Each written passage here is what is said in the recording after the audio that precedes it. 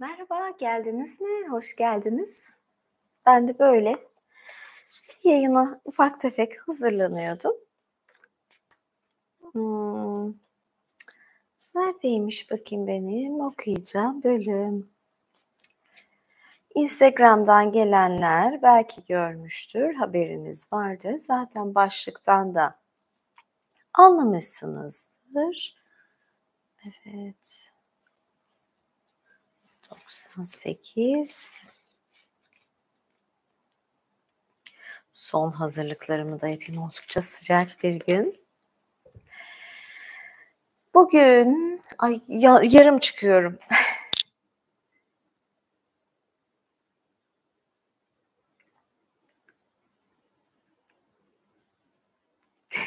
Neyse oyun oynamayayım, yapmayayım böyle şeyler. Yoksa yapayım mı böyle? Ha? Ne dersiniz? Çocuk gibi oynuyorum ya. İşte tamam. Duruyorum. Birazcık daha kamerayı yukarı kaldırayım. Yukarı. Tabii asistanım yok. Böyle şey olacak aslında. Asistanım olunca şöyle yapacağım. Böyle kalksın diyeceğim. Hadi kalksın, kalkın bakalım falan gibi böyle. Kamera kalkacak. Evet. Neyse. Dangling? Yes. Yes, dangling.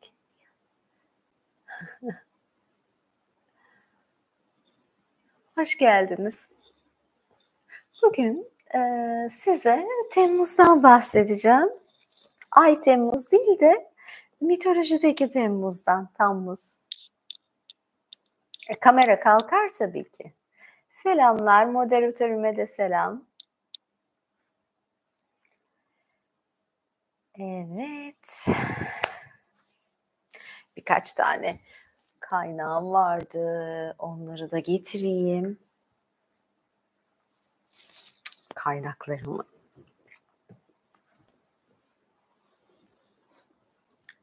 Şöyle yaslanayım. Rahat edelim. Öyle değil mi?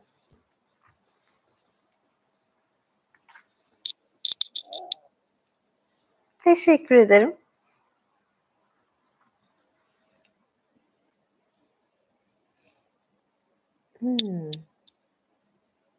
Cinderella ayakkabıları, Cinderella shoes tamam yazın bir denerim. Onu nasıl denerim biliyor musunuz? Nasıl giyildiğinin bir videosunu çekeyim. Ne kadar pudralarla falan giyildiğiyle.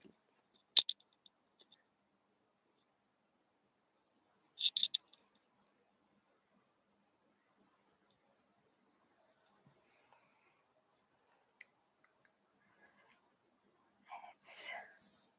Şimdi size biraz bu sıcak Temmuz ayında Tammuz'dan bahsedeyim. Bu arada ses nasıl? Eğer seste bozulma, cazırtı cuzurtu olursa söyleyin bana. Gerçi her an yorumlara bakmıyorum ama lütfen uyarırsanız çok memnun olurum. Şöyle ilk başta ben size buradan okuyacağım. Çünkü birkaç tane farklı ismi var bu Tammuz'un. Benim gözlüğüm nerede? Ay kenara atmışım.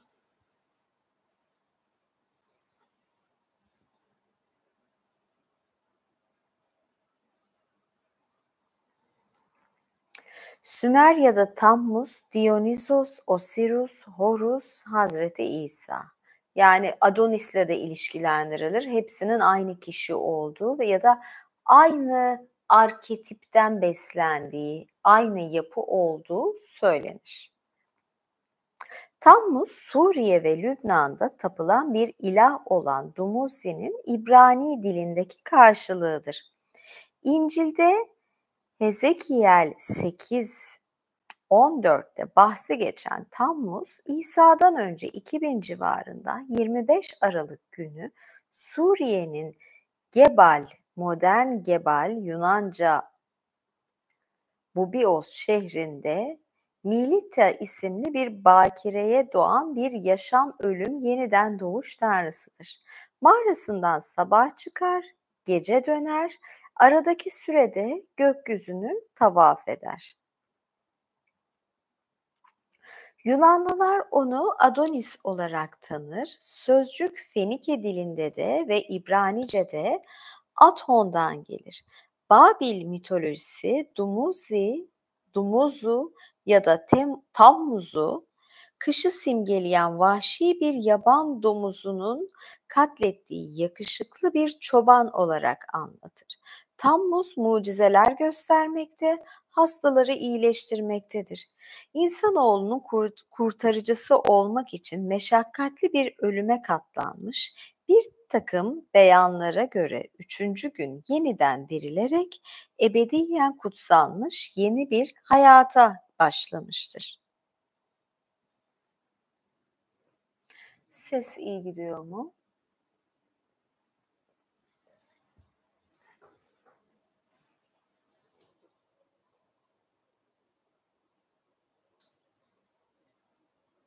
Evet. Devam ediyorum. Tammuz'un ölümü Suriye ve Filistin'in nebatatının telef olduğu uzun kurak yazlarını dirilerek hayata dönmesi ise yağmur mevsiminde yeniden canlanan çatlamış toprakların bereketli bitkilerle örtülmesini simgeler veya ölümü soğuk sert kışın yani mitolojik yaban domuzunun dirilişi sert kışın yani mitolojik yaban domuzunun dirilişi ise yemyeşil bir baharın anlatımıdır. İnanın azizler, efendiniz geri verildi. Dirilen efendinize inanın. Tammuz'un damul ettiği acılarla tedarik edilmiştir bizim kurtarılışımız ya da kurtuluşumuz. Yukarıdaki dizenin yazarı Knidoslu, şöyle diyeyim, okunuşunu bilmiyorum ama Kitesias ya da Sitesias, Ctesias şeklinde yazılıyor. İsa'dan önce 400 civarında Knidos'ta yani Datça'da yaşamış hekim ve tarihçidir. Pers kraliyet arşivlerini temel aldığı söylenen Persika isimli 23 ciltlik Asur ve Pers tarihleri Homeros'un epik veya Homeros Yunancası olarak bilinen dilde yazdığı İlyada ve Odysseus'ından farklı olarak İonya lehçesinde kaleme alınmıştır. Kitesias'ın tarihçiliği genel kabulün dışında bilgiler ihtiva ettiğinden zaman zaman tartışmalı olmakla birlikte Homeros'un inanırlığı yer yer sarsmış olduğu da bir gerçektir. Yani Homeros'u sarsmış olduğu söyleniyor. Tammuz'un dirilişi her yıl suyla yıkanma ve yağla mesedilme işlemlerini içeren bir yaz ayiniyle anılır. Akatlara ait bir metinde figan eden erkekler ve kadınlar bana onunla gelin diye yazar. Ölüler mezarından çıksınlar ve tütsüyü koklasınlar. Arkaik İbraniler Tammuz'un yasının tutulduğu Eski Ahit'te şöyle anlatır. Ve Rab evinin şimale doğru olan kapısının girilecek yerine beni getirdi. Ve işte Tammuz için ağlayan kadınlar orada oturmakta idiler. Ve bana dedi, gördün mü Ademoğlu, yine bunlardan büyük mekruh şeyler göreceksin. Hezekiel 8, 14 ve 15. Tammuz'un dirilişi ile Akad toprakları yeniden bereketlenir, mevsimsel ve günlük döngü sürer. Evet, böyle bir başlangıç yaptım. Dionysos'tan bahsediyor. Şimdi ben bu konulara girmeyeceğim. Tabii Dionysos var, Osiris var. Osiris de çok alakalı. Yani Adonis var, İsa var. Yani bunlar hepsi birbiriyle bağlantılı. Şimdi başka bir kaynaktan da okuyacağım. Bu arada Şimal dedi. Şimal neydi? Şimal bir dakika. Şimal'in açılımını gezegendi Şimal. yıldız gibi de geliyordu da bir dakika ya şimal. Evet, kuzey yıldızı ya. Şimal tamam. İsim olarak da var da sözcük anlamı şimal tamam. Kuzeyle ilgili. Evet, şimdi size ne yapacağım? Size Dumuzi'den okuyacağım. Dumuzi ile zaten Tammuz aynı ya. O mitolojiyi okuyacağım. Böylece yer altında ölümle yüz yüze gelen, yer altında ölen, ölümün türlü türlü rezaletine katlanan, geride bırakmak zorunda kaldığı her şeyin gücü, süsü, nefesi ve belki de en acısı, kıymetli okşayıcısı, şanlı oğlu ve kuvvetli erkeği genç Dumuzi'nin yasını tutan yeraltı dünyasındaki tüm ümidini yitiren inanla dünyanın kutsal ışığına doğru yükseldi.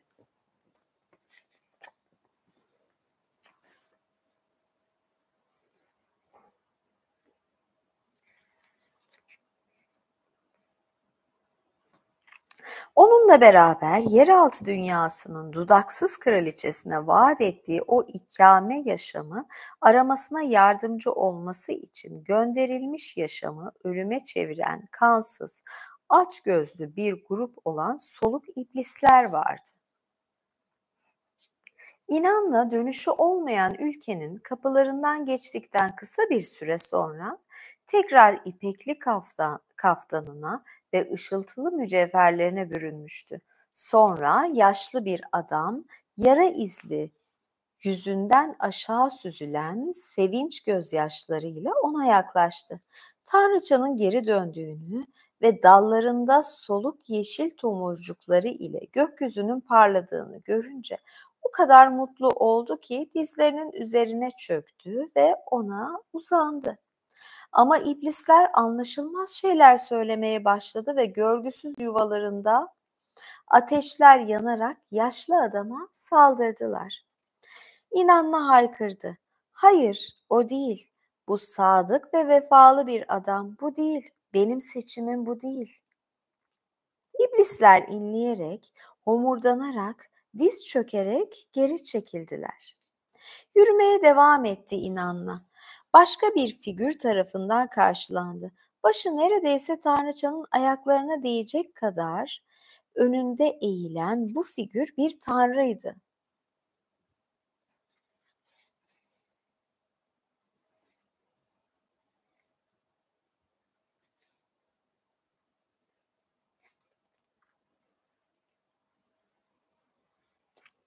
Nerede kaldım? Ve inanla yine homurdanan, kabaran iblisleri durdurmak zorunda kaldı. Yine başka bir tanrı önüne çıktı ve mütevazi bir biçimde önünde eğildi. İnanla yine yapışkan iblis grubunu önledi. Onun için inşa edilen tapınağı, insanların onu övmek için toplandıkları, daha önce aşk yatağını kurduğu ve Dumuzi'yi kendi sonsuzluğuna götürdüğü yere, güneşin ilk ışığında parıldayan tapınağa yaklaşırken müzik sesi ve kahkahalar duydu. Daha da yaklaştığında Dumuzi'yi aşklarının yatağına oturmuş, artık bir çoban, bir keçi bakıcısı giysisi değil, kraliyet kıyafetleri giymiş olarak görünce hayrete düştü. Ayaklarının dibinde sürünen fahişe saraylılara mutlu şarkısını söylemesini duymak için gölgede durdu. İnanmanın yokluğunda onun yatağında, tahtında hükümdar asasının ve daimi yönetim koltuğunun sahibiymiş gibi neşe içinde şarkı söyleyerek oturuyordu. Şimdi İnanna mitolojisini bilenler, İştar'da da bu vardır. İnanna, İştar, yeraltı dünyasına gider. Ve tabii orada alıkonulur. Tabii o yokken herkes onu da arıyor, yokluğu fark ediliyor falan.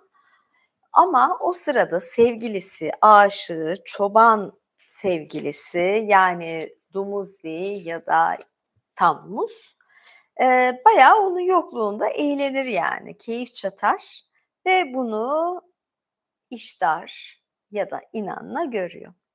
Böylece fırtınaların inanması, kasırganın inanması, ateşin ve yanan kayanın inanması Dumuzi'nin ölümüne hükmetti.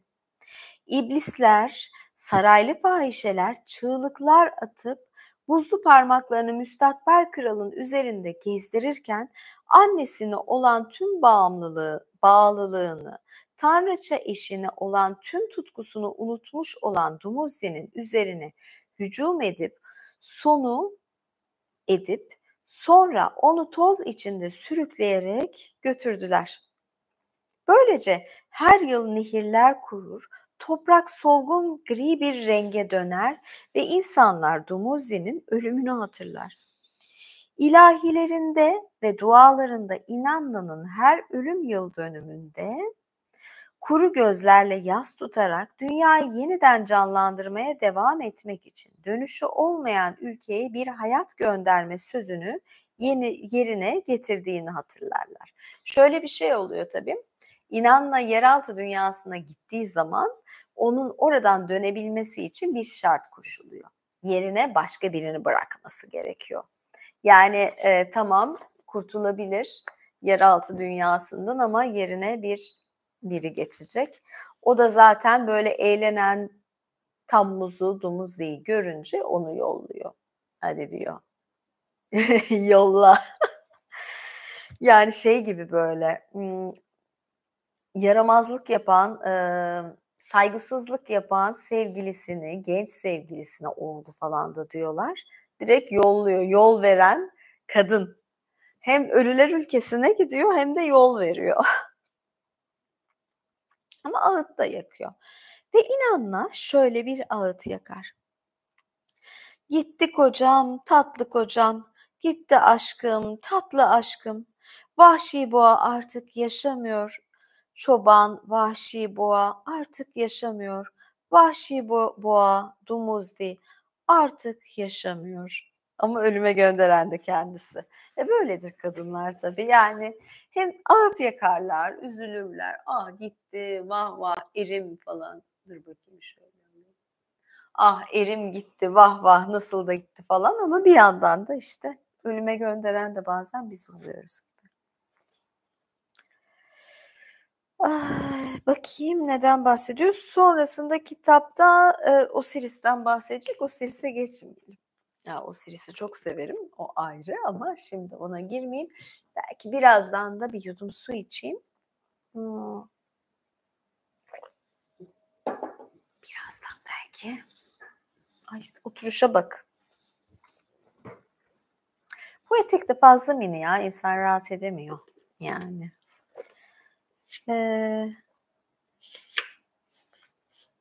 Şimdi size Erhan Altunay'ın kitabından bu kısmı okuyayım. Ne dersiniz? Ay bacak bu dizlere bak.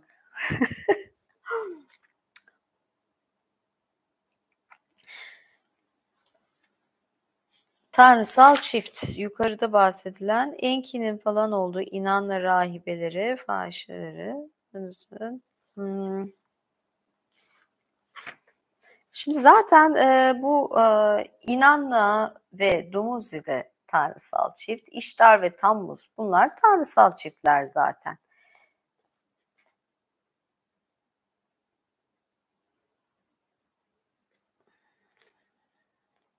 Ben şu kısmı okuyacağım ya. Bu kısmı çünkü yukarıda bahsedilen şey diyor ya kitaptaki.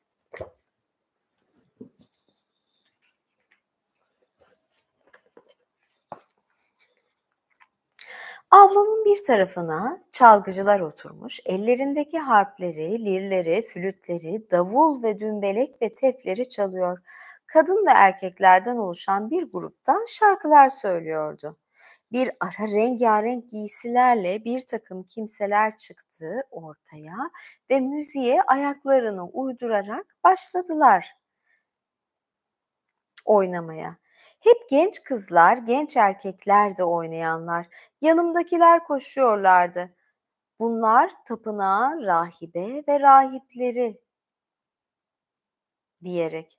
Derken avlunun ortasına bir yataklık getirildi. Bunun üzerine bembeyaz çarşaflarla bir yatak kondu. Evet, heyecanlı oluyor. Ben ne olacak diye merakla bekliyordum. Yanımdaki büyüklerin konuşmasını dikkatle dinlemeye başladım. Bu sene yeni yıl bayramımız güzel geçeceğe benziyor. Baksana hava ne kadar güzel. Güneş tanrımız Utu'da bizim sevincimize katılmış, alabildiğine ışıldıyor.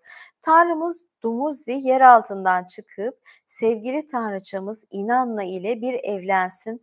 Tanrılarımıza, ahır ve ağıllarımıza nasıl bir bolluk gelecek. Bütün ürünlerimiz çoğalacak, hayvanlarımız yavrulayacak, tavuk ve balıklarımız bol bol yumurtlayacak diyorlardı. Tanrımız yer altından nasıl çıkacak? Gözümüzün önünde toprağı mı yarıp çıkacak diye beklerken tapınağın iç merdivenlerinden çok güzel giysiler içinde bir kadın ve erkek inmeye başladı. Yine yanımdakiler kralımız ile rahibemiz geliyor diye büyük bir heyecana kapıldılar. Ben olup bitenleri, konuşulanları anlayacak yaşta değildim ki beni yalnız gördüklerim ilgilendiriyordu. Şarkılar bitince kralımız ile rahibe yatağa girmesinler mi? Meğer orada tanrımız ve tanrıçamız yerine evleniyorlarmış. Ne diyor? Evet, meğer orada tanrımız ve tanrıçamız yerine evleniyorlarmış. Tabii bu şey oluyor. Bu yerine evlenme olayı, ay, heh, yerine evlenme olayı da zaten hieros gamos deniyor. Yani böyle kutsal birleşme. Yukarıda bahsettiğimiz tanrısal çift Babil'de İştar Tammuz çifti olarak bilinen İnanna Dumuzi çiftidir. Bu çiftin öyküsü o dönem ritüelleri hakkında bilgi veren en iyi öykülerden biridir. İnanna'nın Dumuzi ile evlenmesi yani İştar'ın Tammuz ile evlenmesi daha önce gördüğümüz Emeş ve Enten mitine benzer bir mit ile belirtilmiştir. Evet, Tevrat'ta da geçiyor. İnanlının evlenmesi. Yani Tevrat'ta farklı türden geçiyor. Şöyle bir tane daha şey yapacağım. Bir bakalım tekrar size ufak bir okuma daha yapacağım.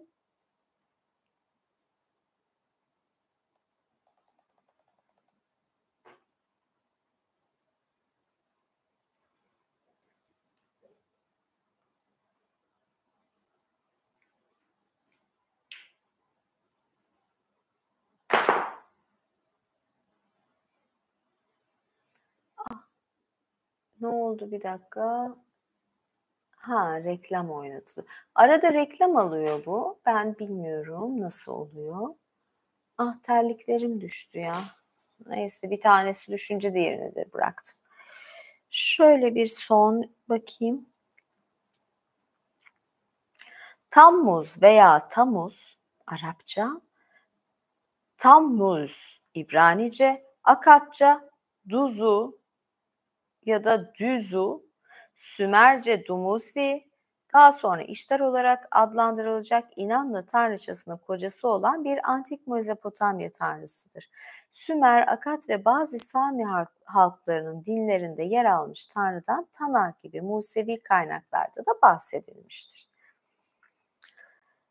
Evet, dil kökeninden bahsediliyor. Düşünün yani Tammuz diyorum da Dumuzi ile de benzer tutuyorlar zaten.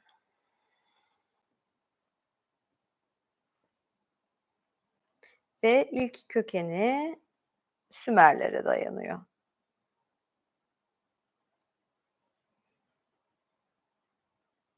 Şöyle bir şey de var.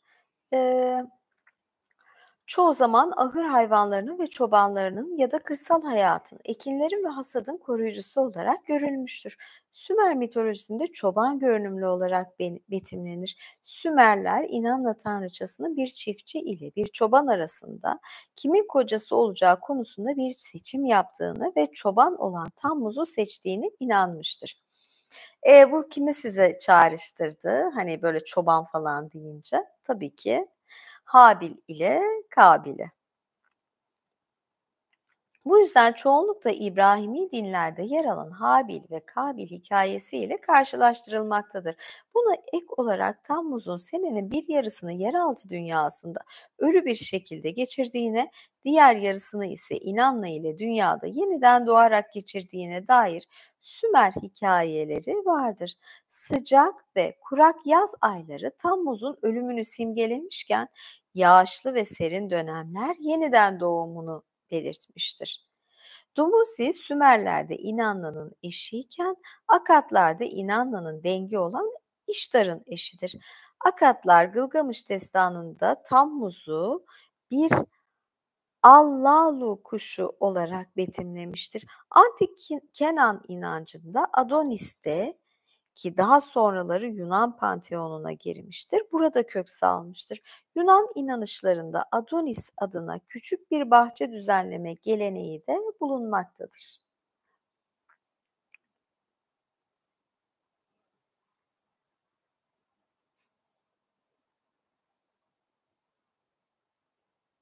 Şöyle,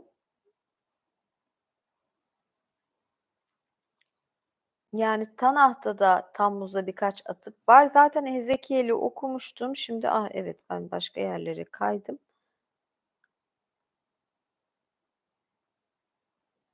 Kaybettim sadece şeyi. Neyse. Evet. Bugünkü yayınım burada bitti. Birden oldu. Birden bitirdim. Birazcık zengin kalkışı oldu.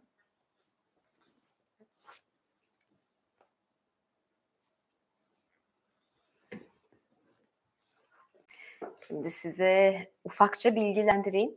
Yaz döneminde böyle bir aksilikler falan olmazsa daha çok yapmayı istediğim yayın zamanı cuma olacak. Hani çünkü cumartesi herkes daha çok geziyordur diye düşünüyorum. Cuma uygun olabilir diye düşünüyorum.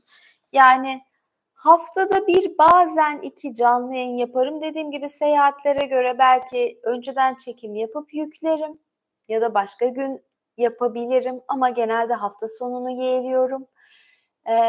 Üyelik yayınlarım devam ediyor. Bundan sonra zaten yayını kapattıktan sonra savaşçılara ve sonra imparatorlara bir yayın açacağım.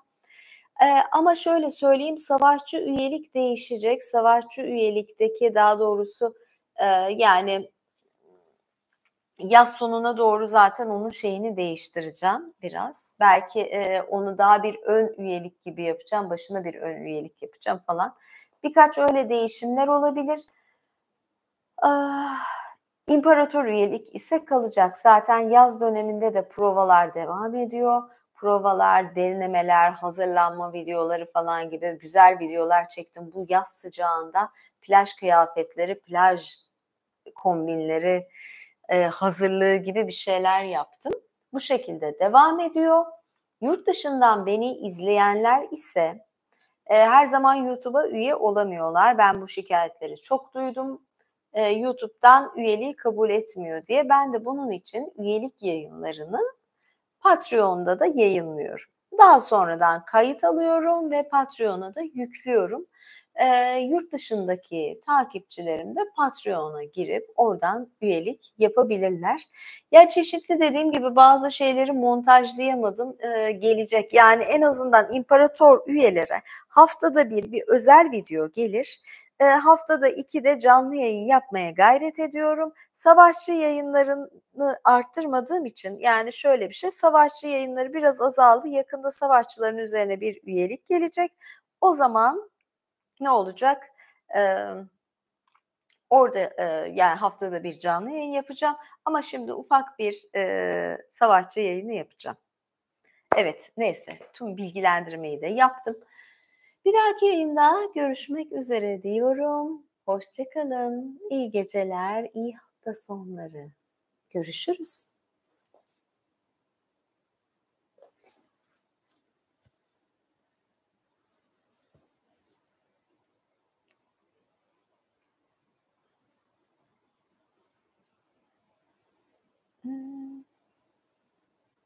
Evet, imparator yayını var. Kapatamadım ya ben de. Tam en çok kapatmaya yakın şeyleri artıyor biliyor musunuz izleyiciler böyle. Tam kapatıyorum, çıkıyorum, "Kapama, kapama." diye.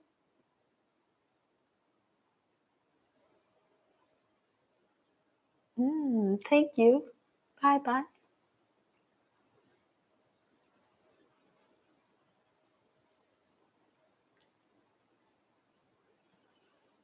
Ya, böyle bir gün o zaman hafta içi belki bir sohbet yayını açarım önceden bildirerek.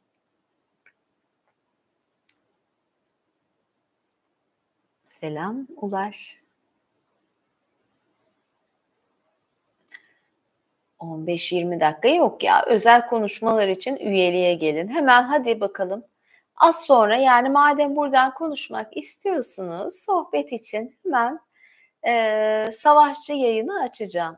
Bir an önce üye olursanız yayında karşılaşırız, sohbet ederiz.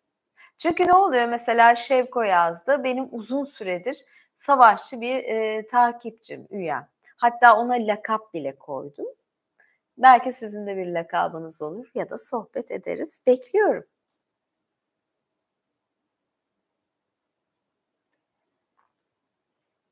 OnlyFans'ı açmıyorum ama Feedfinder'ı açacağım herhalde biraz daha sonra yani. Kışa doğru olabilir. Diğerini açmadım evet. Haklısınız milyoner olurum da böyle idare ediyoruz işte. Ay çıkamıyorum ben de ya gerçekten yani kendimi de izliyorum ne tatlı gözüküyor falan diyorum insanlarda. Sabaha kadar ha? Ne yapacağım ben? Gözlerim acıyacak sonra.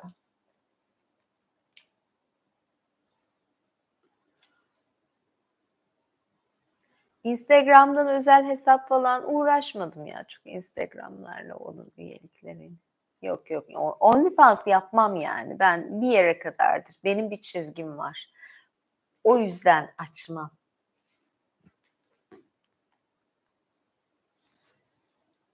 Ay ama gerçekten evet neyse ayrılıyorum. Görüşürüz. İyi geceler. Harika hafta sonları. Bay bay. Hadi bir tavsiye verecekti biri. Evet verin saçlarımı toplamak. Yani dün zaten sıcak.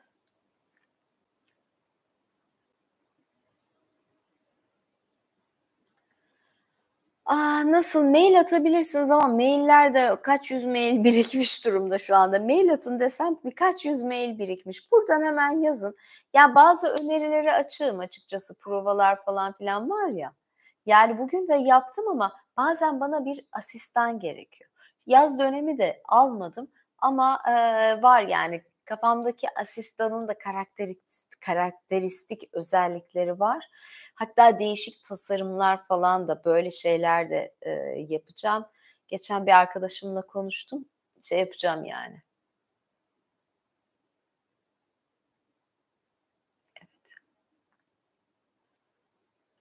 Alkol mü? Alkol. Ya bugün iyiyim ya. İçmeme gerek yok. Görüşürüz. İyi geceler.